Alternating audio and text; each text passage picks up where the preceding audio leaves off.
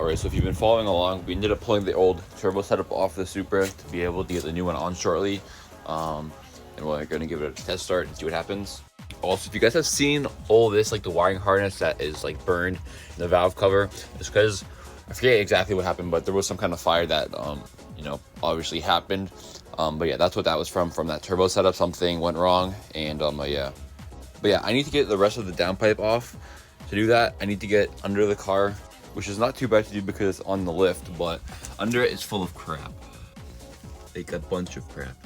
So I gotta pull all that stuff out so I can crawl under there.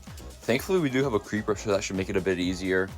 But yeah, I'm gonna start getting everything out from under the car.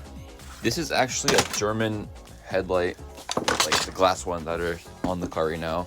I have no clue where my dad got this from, but yeah, I also don't know why we're keeping it because I doubt he's doing anything with this. Random metal. This is old, like draining thing. And some other random things. So now we got these. Oh, these are pretty heavy. I think these are for an elevator because, you know, gotta have some elevator springs.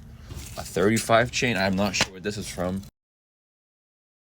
Well, maybe not. I don't know what this is. It's got this connected to it. Interesting looking. And then we got these springs. I'm gonna assume these are just like the stock ones on 8.6. I'm gonna put these over here to all the 8.6 parts. There's like a rear diff and everything over here. Drive shafts for Corollas, so yeah. Definitely gotta clean under here once this car gets out because this is like just a bunch of random crap and like disintegrated cardboard and stuff. I'm just gonna get a broom and pull all the rest of the cardboard out real quick. I was gonna use the creeper, but it's just too tight under there. There's not enough room, so I'm just gonna ditch that idea and just use it or go under there without it. All right, so I'm definitely not gonna be able to get it from here, the front of the car. I'm like as far as I can get under the car because one, there's this like part of the hoist that I'm not gonna be able to crawl through there.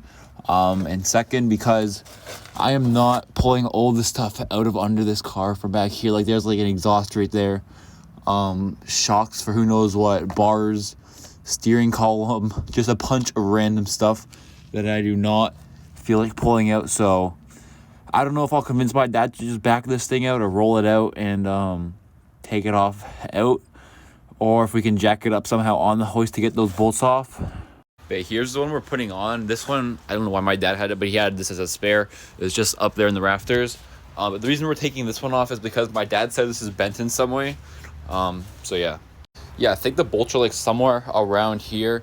So yeah, hopefully if we can just back with the half maybe of the car to get that out, because we have the long weekend right now. So hopefully we'll be able to get the new setup on and, you know, start it and see what happens. I'm not gonna lie, I am kind of considering dragging all this stuff out. It would just be a pain because, like I said, there's just a bunch of random different car parts and like beams and bars under it. Okay, so I ended up pulling everything out that I needed to get out, at least so I can just kind of squeeze my way into there.